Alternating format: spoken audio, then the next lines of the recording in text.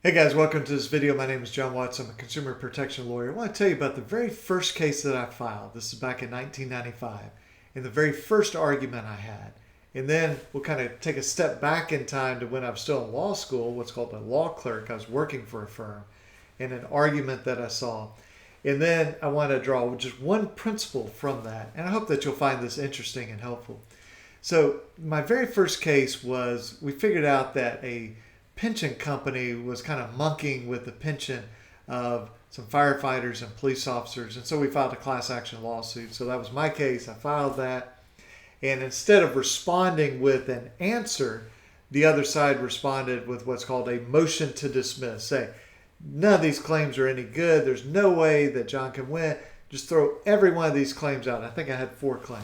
Of course, that's, it's like, oh man, did I do something wrong? And so I research and I'm so prepared. I respond to it, and I think just gut their arguments, okay? And then it's time for the hearing. And so I go down to the court, my first time in court. I'm 24 years old, almost 25 years old. And there's this, 45-year-old lawyer in there on the other side. And there's this judge, and he's in a black robe and kind of stern looking. And he says to the other lawyer, well, it's your motion to dismiss. What's your first point? The guy argues it, and he's done. And now they don't really teach you how to practice law in law school, but I had a little bit of experience. And so I knew when he's done talking, now it's my time. So it's kind of like I go to take a breath to then argue. And the judge just goes, here's why you're wrong. Boom, boom, boom, boom, boom. Your first point's no good. Move on. Second point. I didn't get to say anything. And so he makes his second point, and then I'm about ready to jump in. And the judge is like, boom, boom, boom, boom. You're done.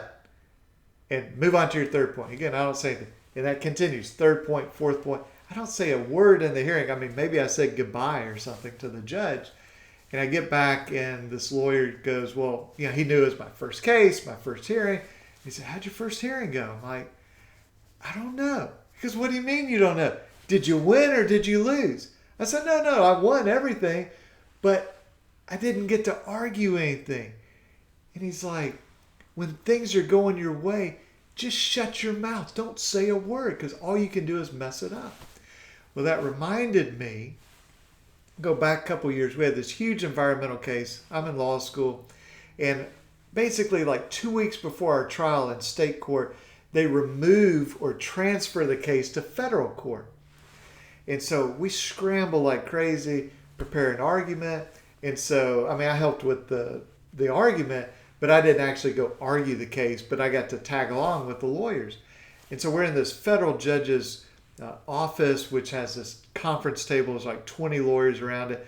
All these big firms on the other side. They brought all the former law clerks that had clerked for that particular federal judge, I guess, to try to persuade him. And so it's like the 3 of us over here and like 17 of them. And so back and forth, back and forth.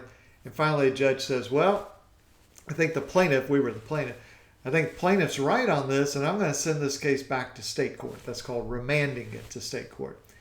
And the other side starts to argue again, and the lawyer I'm with, very smart guy, he stands up, he goes, Your Honor, thank you so much. May we be excused? It's like, yes, you can.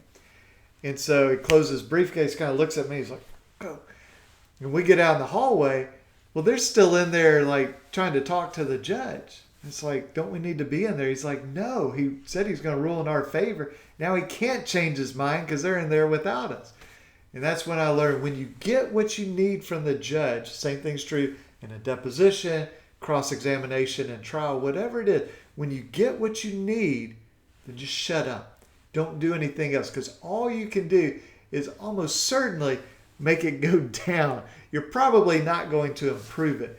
So my suggestion to you, if you're in court and the judge is ruling in your favor, don't snatch defeat from the jaws of victory, okay? And I have watched people do that. I literally have watched where the judge is saying, okay, I'm going to rule in your favor, and the person he's saying that to will say, but judge, I want to say a few more things.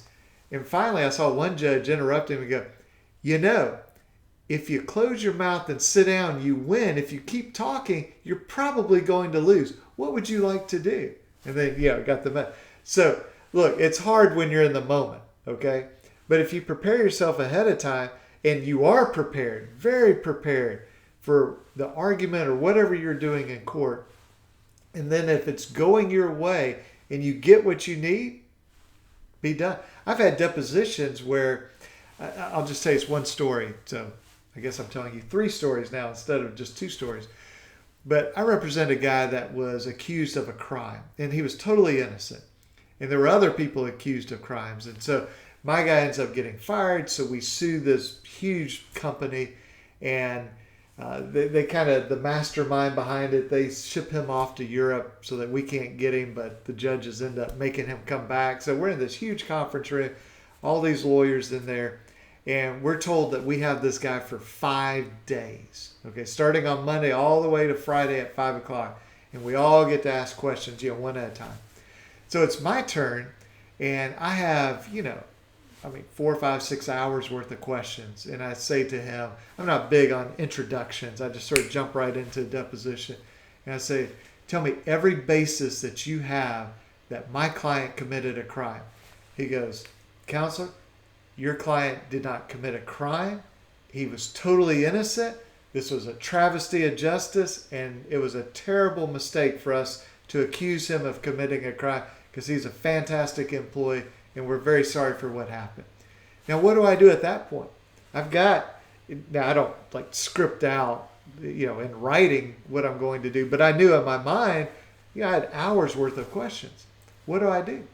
Do I say, well, I really prepared, I really rehearsed for this, or do I say, I got what I wanted, now get out because it cannot get any better? And that's exactly what I did. Remembering what that lawyer told me. If it's going your way, shut up and get out. That other lawyer who, as soon as the judge says, I'm with you, it's like, close briefcase. Hey, can we be excused? Let's get out of here. And so I said, I have no further question. I mean, it's my shortest deposition, maybe the shortest deposition in the entire world. It was like 45 seconds, okay? So when things are going your way and you get everything you need, get out, be done, stop talking, okay? So I'm going to do that here. Maybe I should have followed that advice earlier in this video and stop talking, but I'm going to stop talking now. So see you in the next one. Bye-bye.